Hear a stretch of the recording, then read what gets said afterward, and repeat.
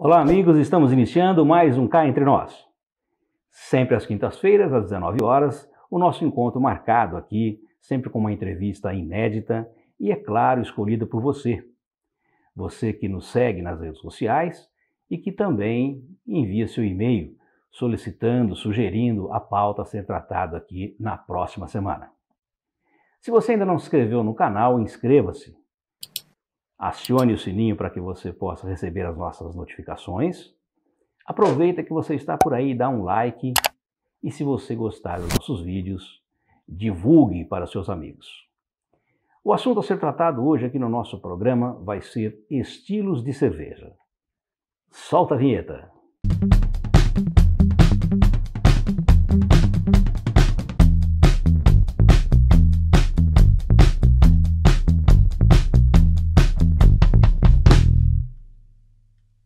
Ele é doutor em epidemiologia, formado em processamento de dados e, na faixa de meio século de maturação nesta vida, formou-se em sommelier de cervejas pela Domens Academy, em Munique, e na Escola Superior de Cervejas de Blumenau. Ele também mantém o Direto de Malte, uma página no Instagram para divulgação de curiosidades do mundo cervejeiro. Obrigado por aceitar nosso convite, meu querido amigo Celso Stepan. Seja muito bem-vindo ao Cá Entre Nós. Olá, Nelson, tudo bom?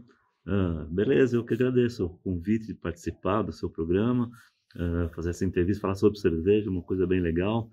Então, vamos lá. O que eu puder ajudar aqui, estamos abertos. Bom, Celso, já que o assunto hoje aqui no nosso bate-papo são estilos de cerveja, eu lhe pergunto, o que e quais são os estilos de cerveja? E uma curiosidade, cerveja artesanal é um estilo? Bem, a primeira coisa, né? O que é um estilo de cerveja? O estilo de cerveja é uma forma de você descrever uma cerveja, né? O tipo de cerveja, para você saber o que você vai pedir, você saber o que você vai tomar, né? Existem muitos estilos de cerveja. Você me pergunta, quais são os estilos de cerveja? Os estilos cadastrados são mais de 100. Né? E cada um tem a sua especificação, o seu aroma, o seu sabor, o seu gosto, o retrogosto na boca, né? Então todas as características que compõem, que fazem uma cerveja, né, determinam o seu estilo. Então quando você resolve pedir uma cerveja Pilsen, uma cerveja, uma IPA, né, você já sabe mais ou menos o que você vai receber. Independente da marca, você já tem uma noção, sendo determinado, pedido pelo estilo, né, você já tem uma noção de como que vai ser aquela cerveja, né? Não, cerveja artesanal não é um estilo de cerveja, né? A cerveja artesanal é definida como aquela cerveja que é feita não numa grande indústria, né, numa pequena cervejaria, o cara daquele cervejeiro caseiro também, né, uma pessoa que faz cerveja em casa, né? Essas são cervejas artesanais, feitas de forma artesanal, mas elas não diferem das cervejas industrializadas na sua essência, né? Ultimamente, as grandes cervejarias, né, a Ambev tem adquirido pequenas cervejarias que eram feitas de forma artesanal, né, pequenas fabriquinhas de cerveja, não deixam de fazer dessa forma, né, e ela passa a pertencer a uma grande indústria, vamos dizer assim, né?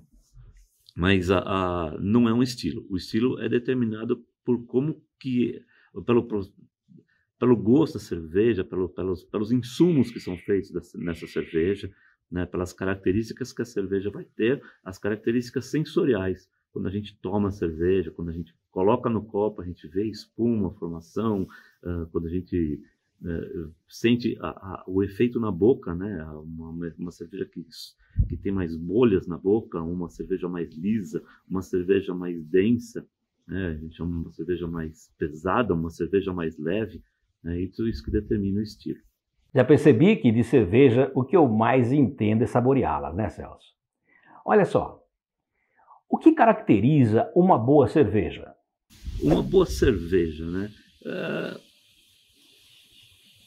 Como são muitos os estilos de cerveja, a gente decidir dizer qual que é uma boa cerveja, vai depender muito do seu gosto, né? Mas basicamente uma boa cerveja é uma cerveja que seja bem feita, né? Uma cerveja que esteja equilibrada, que não tenha sabores que não deveriam estar na cerveja, né? Alguns defeitos. Às vezes você tem uma cerveja que deveria ser bem carbonatada, deveria formar uma boa espuma pelo seu estilo, e ela não forma. Você toma uma Pilsen choca, né? Toma aquela Pilsen que você coloca no copo, não forma espuma nenhuma. Essa cerveja está com algum problema na sua produção. Então, cerveja boa é aquela que é bem produzida dentro das especificações de cada estilo. Você poderia nos dizer qual a diferença entre uma cerveja Pilsen e uma puro malte? Tá, uma cerveja Pilsen e puro malte. Primeiramente, que cerveja Pilsen é um estilo de cerveja, né? As Pilsens, elas nasceram na República Tcheca, né? Lá na região da Boêmia. É uma cerveja que é diferente das cervejas que eram feitas anteriormente, que eram todas ales, né? As cervejas de alta fermentação. Surgiram então as cervejas de baixa fermentação por causa de uma nova levedura, que é o Saccharomyces pastorius, não o Saccharomyces cerevisiae, que é o que faz a fermentação das cervejas ales, né? E a Pilsen, então, é um estilo de cerveja que foi desenvolvido nessa região da Boêmia. Uma cerveja puro malte não é um estilo de cerveja. A gente está utilizando chamar de puro malte aqui no Brasil para diferenciar das cervejas mainstream, né, as grandes marcas de cervejas industriais, que estão muitas vezes sendo fabricadas utilizam fontes de carboidratos, fontes de açúcar para produzi-la, né, que não o malte de cevada, né, que é o que a gente chama de puro malte. O malte de cevada é conhecido como malte.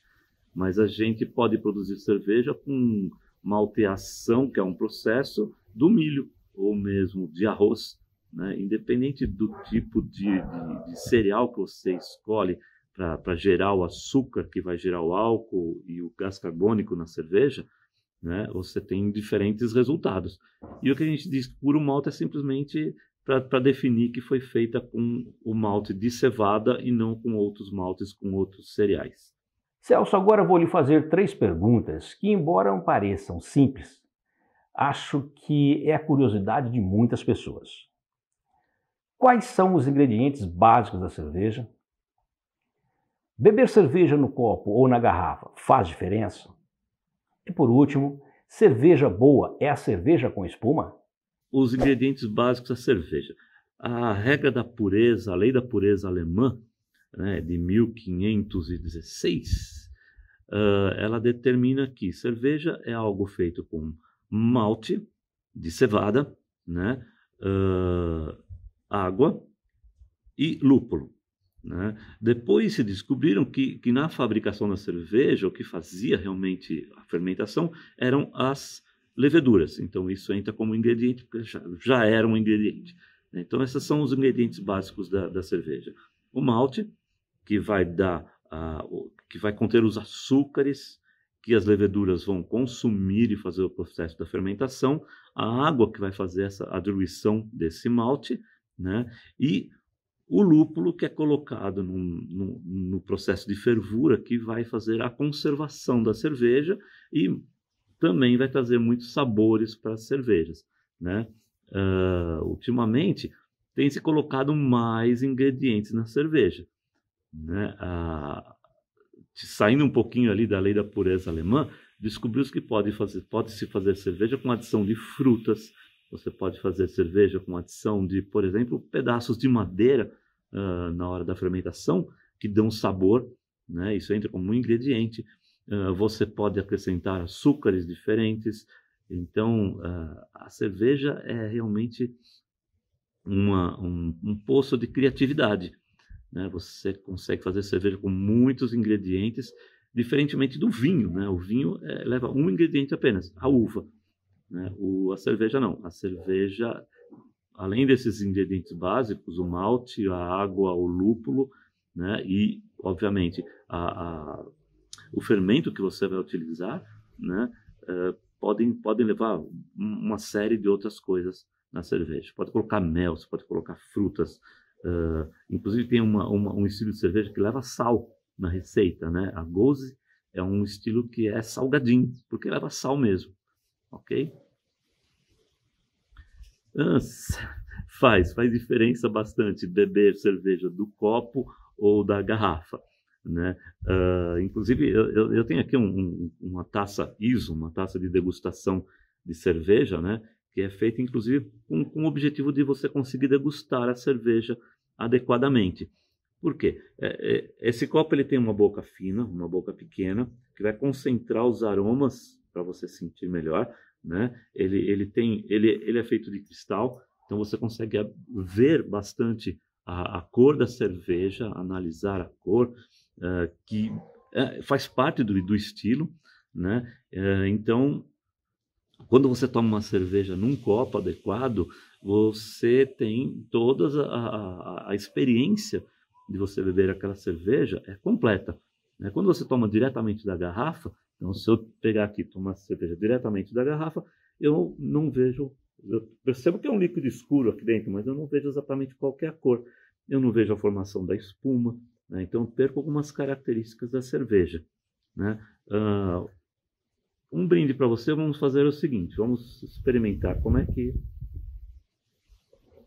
a experiência de servir uma cerveja num copo adequado, né?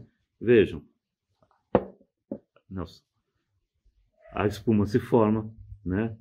Sobre o líquido, a espuma é importante, protege o líquido de oxidação, protege o líquido de perda de aromas e protege o líquido, inclusive, da temperatura, né? Para não esquentar a cerveja no seu copo. Então, a espuma tem algumas funções aí, né? E dependendo do estilo de cerveja, essa é uma cerveja trapista do estilo Duvel, né? Dependendo do estilo de cerveja, tem mais ou menos espuma, ok? Vou guardar um pouquinho a espuma, baixar aqui, né? Na degustação a boca do copo é pequenininha, a gente consegue sentir o cheiro, a gente consegue ver a cor, né? Contra a luz a gente vê que é um âmbar escuro, né? A definição da coisa, e pode perceber o estilo dessa cerveja em toda a sua complexidade, né? Uma vez eu estava na Bélgica e uma super diversidade de cervejas que tinha ali, um país pequeno com 3.000 rótulos diferentes de cerveja, né? E comprei uma cerveja no mercado, quente mesmo, né? Temperatura ambiente, e saí tomando na rua diretamente da garrafa. E um senhor belga se aproximou de mim, me deu uma bronca, assim, falou, olha, você não pode beber essa cerveja assim, existe um copo adequado para você bebê-la, né? E eu respondi para ele, eu até sei, mas eu prefiro, já que estou aqui, aproveitar e tomar as cervejas, né, da Bélgica, da sua cidade aqui, do que não tomá-la, já que eu estava andando na rua. Falei, eu prefiro tomar do que não tomar. Então é isso aí. Se você não tiver um copo, né, toma na garrafa, sem o menor problema. Mas a experiência completa você vai obter realmente num copo, e você percebe que tem copos específicos diferentes para cada estilo de cerveja, né? Você vai tomar uma Weissbier, você toma naquele copo alto, você coloca todo o conteúdo da garrafa de meio litro dentro daquela taça alta, e para cada tipo de cerveja, um copo diferente que faz ali toda a função, né? De toda a experiência daquela cerveja, daquele estilo. Cerveja boa com espuma. Tem gente que fala assim, não quero espuma, não coloca espuma. Bem, é do gosto de cada um, né? Mas isso não define se a cerveja é boa ou se a cerveja é ruim. Existem estilos que são absolutamente flat, sem espuma nenhuma. Você coloca, pode estar gelada, pode estar quente, ela não vai fazer muita espuma. A carbonatação dela é menor, né? E tem cervejas que fazem muita espuma, você tem que tomar muito cuidado. É uma Weissbier, você tem que servir devagarzinho, inclinando o copo, para que ela não forme tanta espuma que você não consiga nem colocar toda aquela garrafa dentro daquele copo que seria o adequado. O que vem a ser harmonização? E por que devo me preocupar com isso quando escolher uma cerveja? Harmonização, isso é muito interessante, né? Sempre que a gente pretende comer alguma coisa, né? Vamos pensar que a gente esteja falando de uma feijoada, né? Como é que funciona uma feijoada? Você cozinha feijão com carnes, você na hora de servir coloca ali um pedaço de laranja, né? Que tem uma certa acidez, um vinagretezinho, né? Então, cada tipo de alimento você toma, por exemplo, um café com leite, né? Café com leite é uma combinação sensacional. Não tem nem gosto de café, nem gosto de leite, né? É uma coisa diferente, né? A harmonização é uma forma da gente combinar o alimento com uma cerveja, com uma bebida, né? Existe harmonização para vinho, existe harmonização para cerveja também. E é uma forma de você combinar esses alimentos e a bebida de forma que você consiga valorizar os dois. Quais as regras básicas da harmonização? Né? Existem algumas regras de harmonização que são assim, lembra do Yin e Yang, aquele círculo, né, oriental, da complementação?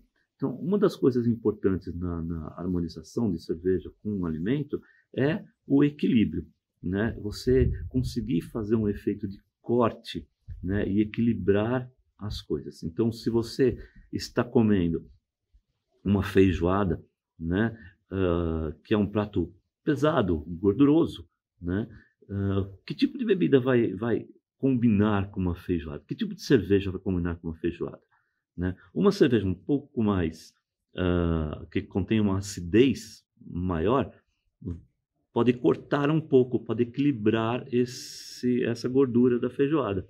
Né? Uma cerveja que tem um pouquinho também de álcool a mais, né? Um teor alcoólico um pouquinho mais elevado, também vai fazer um equilíbrio com a gordura da feijoada. Ok? Então, uma das regras é o equilíbrio. Você procurar atingir um equilíbrio entre as duas, o alimento, né, determinado prato, e a sua cerveja. A outra regra da harmonização é a regra do diálogo, né? Então, você tem um alimento que vai dialogar com a sua cerveja. De que formas? Por exemplo, por semelhança. Então, você vai comer um chocolate, né, e harmonizar com uma cerveja. Você não vai pegar uma cerveja azeda, por exemplo. Talvez isso não combine, né? Então, um diálogo seria você pegar um chocolate e uma cerveja que puxe para um dulçor do chocolate. Eles vão casar um pouco mais pela semelhança que eles vão ter, ok? Uma outra forma de diálogo na harmonização seria o diálogo por contraste, né? E aí justamente vamos pensar assim, vou pegar um doce, né? Vou pegar um pudim de leite, né? Um pudim de leite, e vou harmonizar esse pudim de leite, que é doce, com uma cerveja um pouco mais amarga, né? Isso vai dar um contraste, ok? Então, são regras, assim, são dicas para a gente conseguir casar uma coisa com a outra. Vamos supor que você esteja comendo, sei lá, outro dia eu harmonizei uma saladinha de quinoa, né, uma coisa leve, tipo um tabule, né, com uma cerveja, uma sour, né, uma cerveja que puxa para os dedinhos. Ela combinou muito bem por semelhança, ok? Então, e a regra... O negócio é você tentar também, né? Experimente diferentes coisas, né? Sabendo que haverá esse equilíbrio, esse diálogo, aí você pode experimentar fazer essas combinações, né? É tudo livre, não há uma... Isso não pode comer com aquilo, ok? Ainda no tema de harmonização, eu lhe pergunto, os estilos de cerveja ajudam na harmonização? E quais são as escolas clássicas cervejeiras? Bem, a questão dos estilos de cerveja ajudam na harmonização, né? Então, como os estilos são bem definidos, né, você pede um estilo, você não precisa se ater a uma marca de cerveja, você se atém ao estilo para fazer as combinações, né? E os estilos eles estão muito relacionados também às escolas cervejeiras, né? Existem 4 escolas clássicas cervejeiras: a escola alemã, a escola belga, a escola americana e a escola inglesa, né? Essas 4 escolas têm características que basicamente têm características distintas, né? A escola alemã, ela prima muito pelo malte, né? As cervejas alemãs, em geral, né, elas primam muito pelo sabor do malte. O que realça na cerveja são os sabores advindos do malte de trigo ou malte de cevada que eles utilizam, né? Isso vem para a cerveja de forma muito clara, né? Desde o aroma da cerveja até o sabor final da cerveja, eles têm muito forte a presença do malte. Na escola inglesa, existe um grande equilíbrio entre o malte, o lúpulo e as próprias leveduras. Em geral, as cervejas inglesas são de alta fermentação, dos tipos ale, e elas apresentam um equilíbrio muito grande entre esses ingredientes.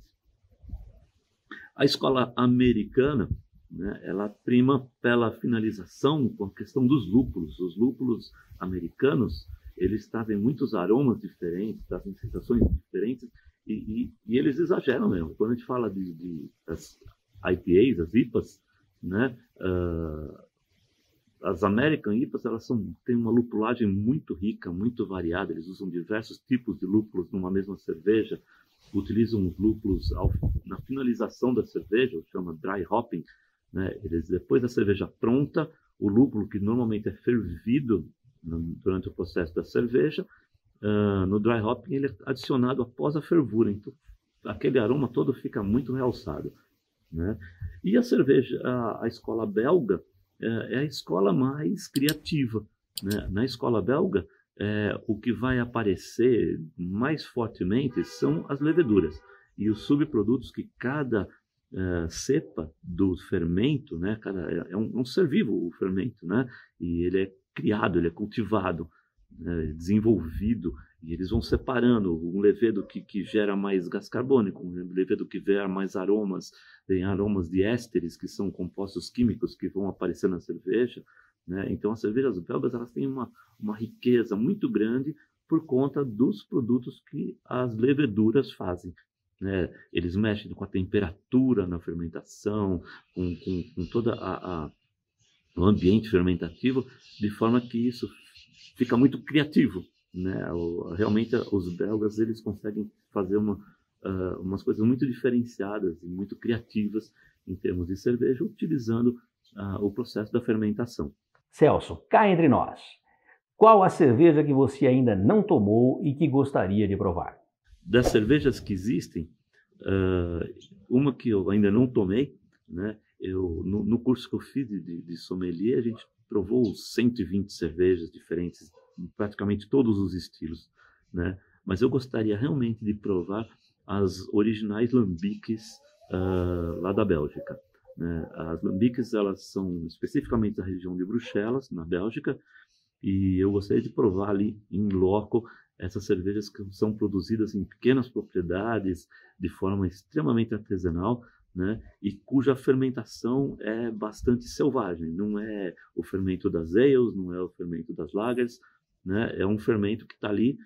As cervejas com Brettanomyces é o tipo de levedura, né? Que são assim muito diferenciadas na sua composição. São sabores muito complexos. Essas eu gostaria de provar, inclusive lá, porque é difícil você provar essa cerveja. Elas dificilmente chegam aqui, as cervejas lambiques. Existem algumas marcas lambiques, são engarrafadas, você encontra aqui, como os Geuses, que são misturas de lambiques novas com lambiques mais já fermentadas, que passam por um processo de maturação, né? Você encontra aqui algumas marcas, mas eu gostaria realmente de provar aquelas que são feitas no local e provar ali junto do produtor.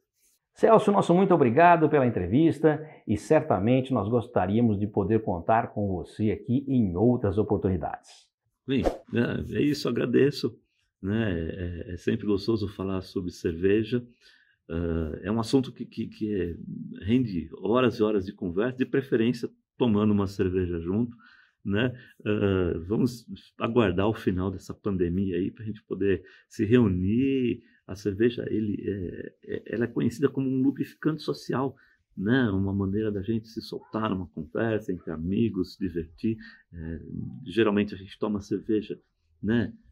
Com os amigos, com outras pessoas. E vamos torcer para que acabe logo essa pandemia aí, que as coisas voltem a uma normalidade e a gente poder tomar uma cerveja junto. Então, Prost e até uma vez mais. Cá entre nós, vamos de cerveja. Um abração. Conversei com o sommelier de cervejas, Celso Stepan. A semana que vem, teremos uma nova entrevista sugerida por você. Acesse nosso canal, inscreva-se, acione o sininho para você receber as nossas notificações. E se você gostou da entrevista, dê um like e compartilhe com seus amigos. Um grande abraço a todos e até a semana que vem, se Deus quiser. Solta a vinheta!